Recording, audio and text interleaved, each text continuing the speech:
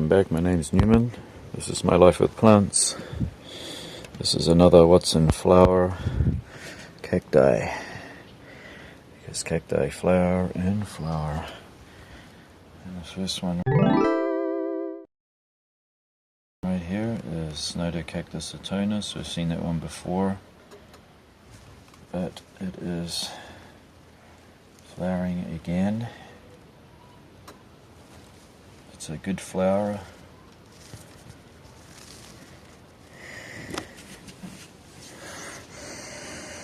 It has no fragrance. But look at that striking yellow color. Very nice. Nice healthy plant too. I'll just pop this screen back up here, because as I'm doing stuff I forget. I try not to. Next up is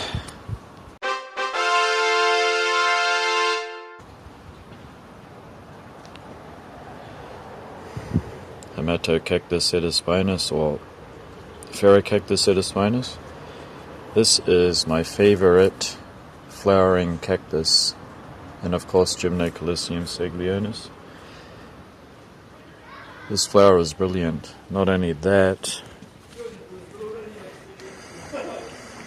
it has this very citrusy fragrance, and it's a prolific bloomer. So if you could just have a look over this side, you will see many more buds on the way. I'll just pull it out. Oh, there we go. You can see those buds in there. So this has just started. This is its full size it gets to, and then it offsets. It'll be due for a watering soon. Okay, next up, Monvillei or Monvillei. You can see the label there. It has flowered. This is its first time to flower for me. I think it's a slight tinge of pink.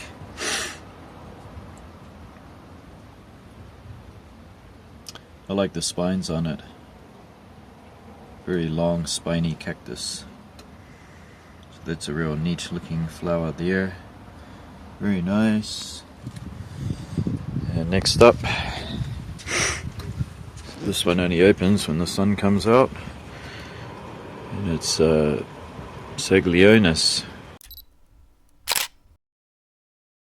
Saglionus. Flowers open up, they look like little cups. It's like a little cup. Quite fleshy flowers actually. Very fleshy. And this and the Spinus are my favorites.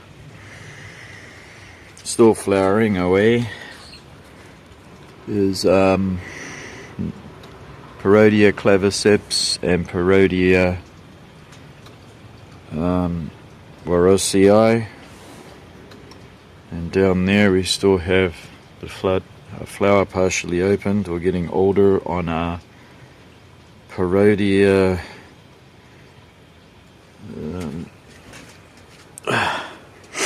I forget the name, but you know what it is. Let's check down here. What have we got in flower? Okay, something really neat is I didn't expect these offsets that have been growing away, and they have buds on them. Look at that. These are Trichocereus, and two of them have buds on it. That's great. Nothing in flower there.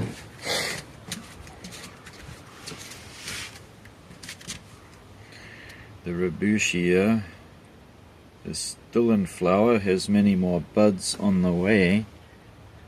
Like one there, and we have one over in the back. That one's sensitive to the spider mites. Okay, And the flower of the day has to go to this one. Wow! And it's a Trichocereus spachianus. Look at that. This is my biggest flowering. And I know it's not a flying saucer. Those are enormous. And it has all these babies coming up all around it. It's a nice healthy plant too. Spachianus is pretty cold hardy, so I'm able to just leave it out here through the winter, even if it gets down to -8 on some nights. We still have a dry winter here, so I'm able to do that with my cacti. We have dry winters with bright sunshine, but it's pretty cold.